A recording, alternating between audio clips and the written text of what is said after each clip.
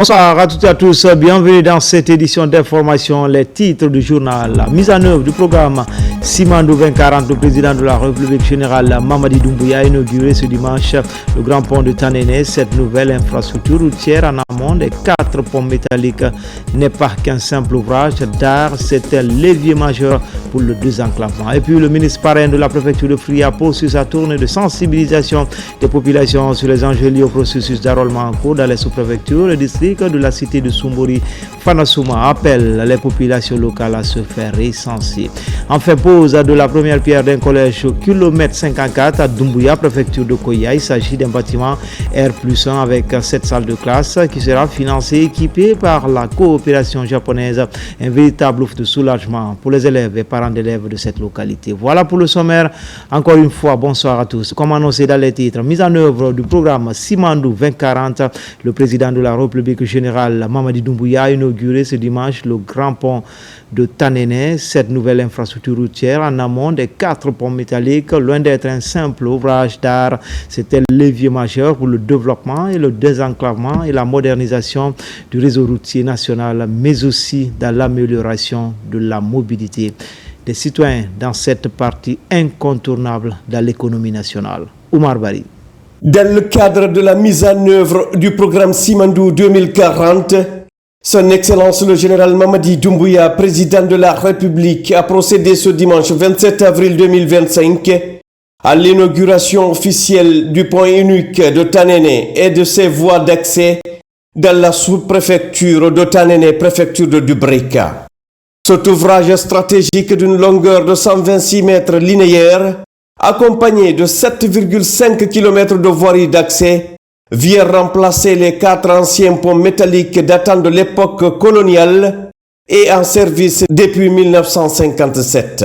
La construction de ce pont marque une rupture définitive avec une infrastructure vieillissante pour faire place à une solution moderne, sécurisée et économique.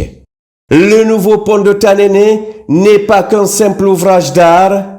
Il est un levier majeur pour le désenclavement, la modernisation du réseau routier national et l'amélioration de la mobilité. Doté d'un système de péage moderne à 8 voies, il contribuera également à la régulation du transport routier, tout en générant des ressources pour l'entretien des infrastructures. Lors de la cérémonie, plusieurs discours ont souligné l'importance stratégique de cette infrastructure. C'est le préfet de Dubrika qui a ouvert les interventions. Mesdames et messieurs, aujourd'hui marque une immense fierté et un moment capital dans la vie de notre préfecture, mais aussi celle de toute la nation.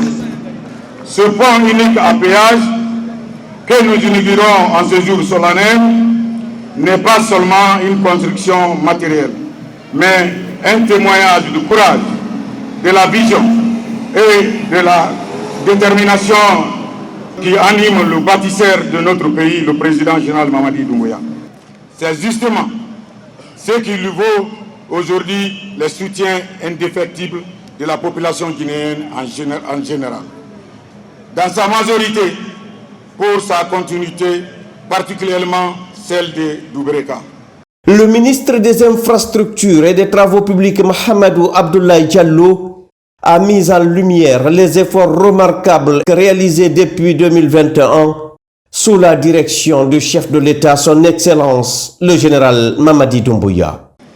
Ce projet a été inscrit en bonne place dans le cadre de sa vision pour une Guinée moderne dotée d'infrastructures nouvelles. C'est donc l'aboutissement d'un travail acharné qui a démarré un matin le 18 janvier 2023, date de pose de la première pierre de cet ouvrage gigantesque. Les 4 anciens ponts métalliques de Tanene, depuis leur construction en 1957, ont assuré le passage sur le fleuve Concouré. Cependant, avec le temps et l'usage des ouvrages survenus, sont devenus vétustes, inadaptés aux réalités de notre époque, mettant sérieusement en péril de stabilité et la sécurité de nos concitoyens. Chacun de nous a en mémoire les interminables embouteillages de traversées des 4 ponts, parfois des heures à attendre, perturbant gravement la vie économique dans la région, qui représente un axe névralgique pour notre économie. Ainsi, l'infrastructure que nous avons l'honneur d'inaugurer ce jour se compose d'un pont moderne de 126 mm de longueur en 2 fois 1 voie, symbole d'une transition entre un héritage du passé et une ambition résolument tournée vers le futur. 7,5 km de route bitumée servant de voies accès et 1,2 km de route communautaire. Un poste de péage et pesage routier de dernière génération, doté de 8 cabines, un poste de sécurité, un bâtiment administratif, des toilettes grand public et autres aménagements connexes. La mise en place du système de péage-pesage routier est une avancée majeure pour notre pays. Le péage contribuera au financement durable de l'entretien de nos routes. Le pesage quant à lui permettra de préserver la chaussée en régulant la circulation des véhicules en surcharge et en garantissant une sécurité de longévité à nos infrastructures. Ce nouveau pont et ses ouvrages connexes permettront d'assurer la facilitation de la circulation des biens et des services, l'amélioration de la fluidité du trafic routier, la réduction significative du temps de transport et surtout soutenir la dynamique des activités économiques dans la zone. Cette infrastructure est un symbole de progrès, un vecteur de développement, un lien entre nos populations, entre nos régions, entre la Guinée et ses pays voisins.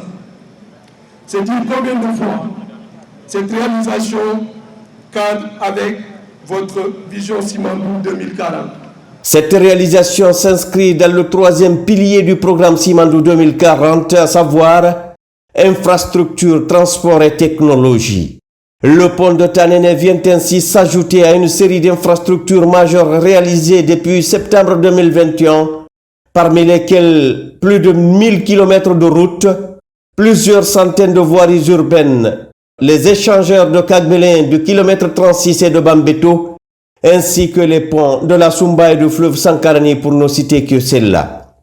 Le président du conseil d'administration du fonds d'entretien routier ainsi que les représentants des entreprises Ledic et Sogea Satom en charge de l'exécution des travaux ont également salué la collaboration avec les autorités guinéennes et la qualité technique des ouvrages livrés. La mission du fonds d'entretien routier, c'est la mobilisation des ressources privées et publiques pour financer l'entretien routier et l'investissement routier en République de Guinée. Et donc c'est dans cette optique que l'OFER a obtenu sur le marché financier le financement de ce projet, un projet de pont de 126 mètres linéaires et une route de 7,5 km de route et un poste de péage de 8 voies, 4 voies aller, 4 voies retour pour les véhicules légers, les poids lourds, en remplacement des 4 ponts métalliques datant de 1957, soit 67 ans aujourd'hui. Le but, c'est de mobiliser des ressources pour financer l'entretien routier. Et ce type de péage et paysage se trouve partout dans le monde. En Guinée, c'est une première et ça va se dupliquer. On a des projets comme ça sur 3 axes cette année. Après ces projets, dans la vision Simandou 2040, nous allons continuer sur ces projets-là aussi. C'est la première fois que le pays se dote d'un projet à péage, à l'instar de tous les autres pays. Donc cela s'inscrit de manière majeure dans la vision Simandou 2040. Dans son pilier 3, la Guinée a accusé un retard énorme en matière d'infrastructure routière, mais en un laps de temps, je pense que nous sommes en train d'amoindrir le gap. Il y a encore beaucoup de chemin à faire et le projet de Tanene est un bel exemple qu'on peut démultiplier un peu partout. C'est certainement la plus grande infrastructure, c'est le démarrage du fameux programme de Simandou 2040. C'est la première grande réalisation concrète, pratique, qui vient d'être réalisée après 2 ans de travail. Le contournement de Tanene va permettre une fluidité de la circulation. Ça permet aussi au centre-ville de retrouver un petit peu de tranquillité et de structurer autour de cette route des nouvelles activités qui pourront développer la communauté de Tanene. Ce grand pont qui a été mis en place par le président de la République, par ricochet par le CNRD, c'est un acquis déjà que nous apprécions à sa juste valeur. Franchement, la population de Tanene, particulièrement de Koubia, nous sommes très fiers de ce pont-là, puisque ça a réduit beaucoup de bouchons. N'est-ce pas? Si nous remarquons par exemple de l'autre côté à Tanene, il y avait beaucoup d'embouteillages. Mais avec ce pont-là, ça va faciliter la fluidité de la circulation. Au-delà de la coupure du ruban inaugural, le chef de l'État a visité les postes de péage et dévoilé le nom de l'infrastructure. Celle-ci porte désormais le nom de son Excellence le général Mamadi Doumbouya en reconnaissance de ces énormes réalisations. Le chef de l'État a également mis en service les postes de péage en les traversant à bord de son véhicule. La mise en service de ce pont est l'illustration vivante d'une Guinée qui se transforme, qui avance avec confiance et ambition. Chaque infrastructure inaugurée sous le leadership du général Mamadi Doumbouya est une pierre de plus dans l'édifice de la nation. Ce pont de Tanene devient ainsi le symbole d'un engagement ferme en faveur du développement durable, équitable et inclusif. Une vision portée haut et fort par son Excellence le général Mamadi Doumbouya, résolument engagé dans l'action et la transformation de la République de Guinée. Après avoir inauguré le nouveau pont de Tanene, le chef de l'État, son Excellence le général Mamadi Doumbouya, s'est rendu à Tanene Bouramaya pour se recueillir sous la tombe du président fait général Lansana Conté. Par ce geste, le général Mamadi Doumbouya réaffirme une fois de plus son humanisme et son profond respect envers ceux qui ont dirigé la Guinée avant lui. Dans le reste de l'actualité, tout d'abord, le chef de gouvernement, après son passage dans le centre urbain de Koundara, Madou Riba, s'est rendu successivement dans les sous-préfectures de Termessé, Ginga, Yukunkun. C'est dans le cadre de la campagne de sensibilisation pour le recensement administratif à vocation d'état civil, une opération très appréciée par les habitants de Badjar. Ousmane Bangoura Kabasouma, Ousmane Kobelekita. Le Premier ministre, chef du gouvernement, poursuit son séjour de travail à Badjar. Amadou Riba, accompagné du gouverneur de la région administrative de Boké et du préfet de Koundara, sillonne certains centres d'enrôlement. Objectif: échanger avec les populations, recueillir leurs préoccupations et les sensibiliser au recensement administratif à vocation d'état civil. La majorité des populations qui viennent ici n'ont pas les extraits de naissance. Et aussi, ils disent qu'ils ont déjà déposé au tribunal la fiche d'identification du père avec, mais que les documents ne sont pas délivrés d'abord. Ici, à Saré Baïdo, les sages saluent les efforts du gouvernement, notamment en matière d'infrastructures et de services sociaux de base. Ils réaffirment également leur volonté d'accompagner le CNRD dans sa politique de refondation. En homme d'action, le chef du gouvernement arrive au centre d'enrôlement de Sarebayo pour s'enquérir du bon déroulement des opérations de recensement dans la localité. Sur place, le superviseur du centre indique les facteurs bloquants. Sarebayo est prêt à soutenir les idéaux pour témoigner tous les 14 districts. D'ailleurs, les machines nous manquent parce qu'il y a 14 districts, on n'a que 10 machines. Les 4 autres sont là en chômage. Ils ont besoin. La population a besoin, ils ont soif d'être recensés. Ils sont prêts. On n'a même pas besoin de sensibilisation, les gens attendent ça, patiemment. Face à cette situation, le Premier ministre invite les différentes communautés à se mobiliser massivement pour se faire recenser dans les délais impartis. Donc, monsieur le préfet, il y a 4 centres d'enrôlement qui n'ont pas de kit. Il faut que l'administration du territoire prenne les dispositions pour ravitailler le plus rapidement possible. Ça, c'est un. L'enrôlement est essentiel. Je ne veux pas entrer dans la justification pourquoi cet enrôlement est essentiel, mais c'est l'acte majeur qui permettra à la Guinée de passer le cap. Qu'est-ce que ça veut dire passer le cap? Si nous n'avons pas dit donc wakilagol faut recenso enrola heba kaydi diji mun din har à partir de ce moment-là faut wona citoyen de la République de Guinée. Poursuivant cette campagne de sensibilisation pour le recensement administratif à vocation d'état civil, la PNRAVEC, le chef du gouvernement s'est successivement rendu dans les sous-préfectures de Termessé, de Guingamp et de Yukunko. Les habitants de ces localités ont accueilli avec fierté cette visite historique du Premier ministre. C'est une très grande joie pour Guingamp. Depuis 1958, on n'avait pas vu un Premier ministre à Guingamp. Cette fois-ci, on a vu un Premier ministre. Ça, c'est dire que le président de la République aime Guingamp. Le Premier ministre aime Guingamp. Et toutes les autorités de la Guinée aiment Guingamp.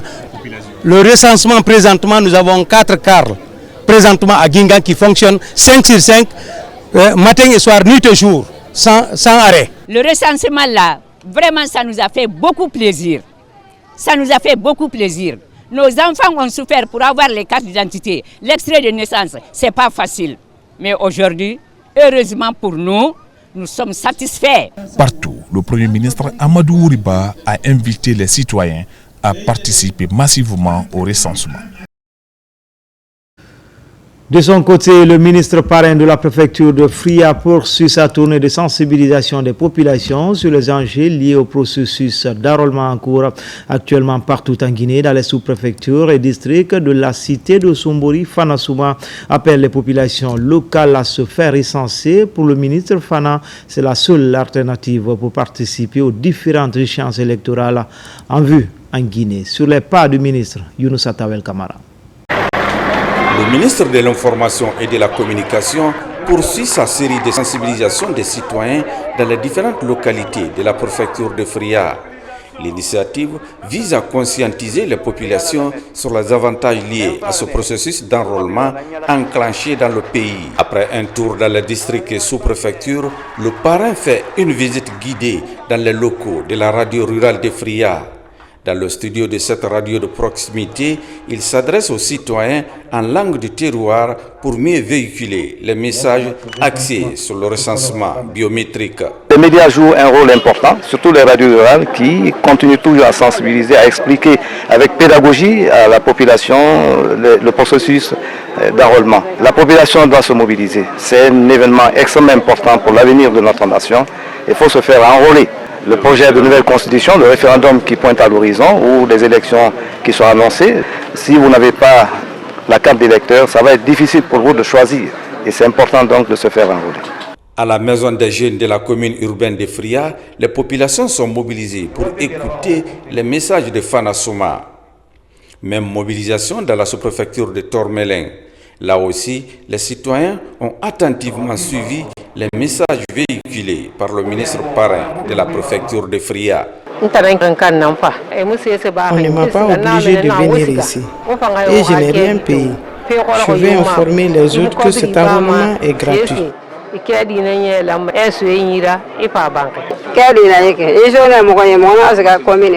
J'avais reçu ce papier à la commune, c'est pourquoi je suis venu avec pour me faire recenser. Les gens sont motivés, les gens viennent massivement pour le recensement, tout le monde est motivé. Les extraits de naissance, on prend en compte ça avec les jugements supplétifs et sa transcription, on travaille avec ces dossiers-là. Et il y a d'autres vies avec l'extrait biométrique, donc on travaille avec les autres dossiers parce qu'on nous a demandé 4 dossiers. Avant de quitter Sombori, le ministre de l'Information et de la Communication et sa suite ont rendu une visite de courtoisie à l'autorité morale. Au cours des échanges, il a largement expliqué aux sages la vision du chef de l'État, le général Mamadi Doumbouya, à travers son programme de refondation de l'État. Ici, dans les 13 communes que compte la capitale guinéenne, c'est la gouverneure générale Mouawassila qui prend son bâton de pèlerin pour expliquer l'importance du recensement biométrique aux populations à la base. Accompagnée des représentants des délégations spéciales, elle supervise également certaines opérations. Ousmane Kamara, Moussa Bangoura. La présidente du conseil de ville poursuit son marathon auprès des populations à la base. Dans les communes de Bessia, Lambagny, Tombolia, Dixine, Matoto, Sanoya et Manéa, des sensibilisations ont été faites. Les messages étaient axés sur le recensement biométrique en cours, mais aussi expliquer à tous les avantages liés à l'obtention de ce document administratif.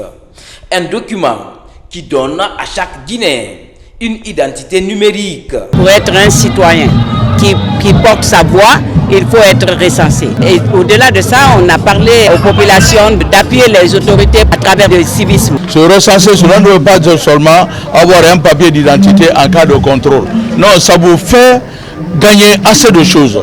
Ça a beaucoup d'importance, ça a beaucoup d'avantages. Les messages sont tombés dans de bonnes oreilles.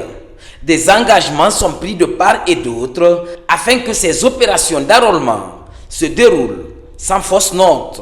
En ce qui concerne le recensement biométrique, il y a ce manque d'extrait de naissance ou de jugement supplétif auprès de certains des citoyens. Et c'est l'une des conditions sine qua non pour se faire enrôler. Le recensement administratif à vocation d'état civil, nous les avons sensibilisés aussi, surtout les chefs de quartier, pour que les citoyens soient massivement mobilisés au niveau des centres d'enrôlement et que tous les citoyens, tout le public cible concerné soient recensés. En plus du recensement, l'assainissement a été aussi débattu. La gestion des ordures relève désormais des communes. À l'annonce des grandes pluies, le gouvernorat de Conakry compte organiser dans les jours à venir l'émulation entre les différents quartiers pour plus d'unités d'action contre l'insalubrité. En région forestière, les opérations de recensement se poursuivent également pour l'établissement du registre national des personnes physiques. Le ministre de la fonction publique vient de sillonner 6 sous-préfectures de Kéguédou dans ces localités à cheval entre la Guinée, la Sierra Leone et le Libéria. La nécessité de se faire enrôler a été largement expliquée par le ministre Bruno. Les détails avec Moussa Namina Keita, Mamadi Terna Kamisoko. Nongoa, Wende Kenema et Fangamadou. Première étape de la tournée de sensibilisation du ministre du Travail et de la fonction publique dans les sous-préfectures de Guékédou autour du recensement biométrique. Dans ces zones du bec du Perroquet à la frontière avec la Sierra Leone et le Libéria cohabitent plusieurs ethnies avec une forte mobilité humaine. L'étape est ainsi cruciale dans l'agenda du ministre Faya François Bruno qui sollicite une adhésion massive de ces populations à l'établissement du registre national des personnes physiques en vue des prochaines élections dans le pays. Je sors de cet entretien très satisfait et l'occasion m'a été offerte de partager le message du président de la République. Vous savez qu'il avait pris l'engagement que cette année serait une année électorale dans le cadre du retour à l'ordre constitutionnel. Il y a plus d'une semaine, les opérations d'enrôlement ont démarré. Il nous a envoyé ici pour demander aux populations de s'enrôler massivement. Le même exercice dans les localités de Boundou, Bolodou et Kassadou. Les citoyens tendent une oreille attentive à l'émissaire du président de la République et leurs préoccupations sont prises en compte. On avait beaucoup d'inquiétudes parce que les pièces demandées, la plupart des paysans n'en avaient pas. Mais à partir du moment où vraiment on a facilité la tâche, vraiment nous sommes contents. Pour réussir une opération, nous déjà dans les districts, les gens sont représentés dans les districts. Les présidents des districts sont là, les chefs de terre, les chefs de ménage sont en train de faire la sensibilisation. Et la sensibilisation se fait pour que tout le monde se recense. Cette tournée se poursuit et Faya François Bruno entend sillonner toutes les 11 sous-préfectures de Guékédou. Dans l'actualité également, pose de la première pierre d'un collège au kilomètre 54, c'est à Doumbouya, un des quartiers du centre urbain de Koya. Il s'agit d'un bâtiment R+1 avec 7 salles de classe. Il sera entièrement exécuté, financé, équipé par la coopération japonaise. Un véritable offre de soulagement pour les élèves et parents d'élèves de cette localité. Bientôt, les enfants admis du quartier Doumbouya au collège auront une école plus proche du cadre familial. Explication, Ali Badara Kondé. C'est un véritable ouf de soulagement pour les habitants du kilomètre 54 à Doumbouya, dans la préfecture de Koya. La pose de la première pierre d'un nouveau collège vient d'avoir lieu, marquant le début des travaux d'un bâtiment en R+1 composé de 7 salles de classe, d'une direction et des blocs de latrines. dans la commune urbaine de Koya, il n'y a pas assez de collèges publics. Donc tous les enfants qui sont dans ce quartier sont obligés d'aller dans les écoles privées. À Doumbouya, le besoin est plus criant, le besoin est plus pressant que les autres localités de la commune. C'est ainsi que nous avons fait une correspondance avec l'ambassade du Japon, qui est notre partenaire. Ce projet entre dans le cadre du partenariat durable entre la Guinée et le Japon qui œuvrent ensemble depuis plusieurs années dans le domaine de l'éducation. Le délai d'exécution de ces travaux est fixé à 14 mois. Je suis heureux d'être ici aujourd'hui pour la cérémonie de prise de pierre, n'est-ce pas, donc le projet de construction d'un collège au niveau de Doumbouya. Et puis le Japon, nous avons une conviction que l'éducation est socle du développement. C'est pour cela qu'on a déjà réalisé plus de 1100 classes au niveau national de la Guinée. Si le Japon vient à l'écoute de la population, comme s'il fait la pose la première de cette école-collège, qui va réduire les difficultés des bancs, ça me va droit au corps. Vraiment là que vous avez un engouement, tout le monde est content. À travers ces infrastructures scolaires, le Japon réaffirme son engagement à accompagner l'amélioration du système éducatif guinéen. Plus de 1100 salles de classe ont déjà vu le jour à travers le pays grâce à cette coopération bilatérale. Lancement à Conakry de la deuxième édition du Festival de la gastronomie africaine. Les cuisines sont installées sur l'esplanade du stade général Lansana Conté de Nongo, une compétition qui regroupe plusieurs pays venus des 4 coins du monde. L'idée de valoriser leur patrimoine culinaire riche et varié.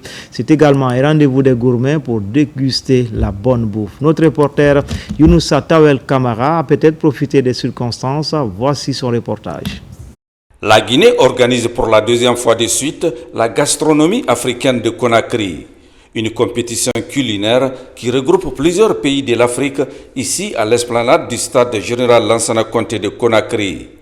Au cours de cette conférence de presse, les organisateurs expliquent les enjeux de cet événement fédérateur des acteurs de la cuisine africaine. Nous sommes honorés cette année, une délégation prestigieuse des pays amis, le Togo, pays vainqueur de l'édition précédente, la Côte d'Ivoire, le Cameroun, le Sénégal, le Tchad, la Centrafrique, les républicains du Congo et de la RDC, le Mali, le Burkina Faso et le Nigeria.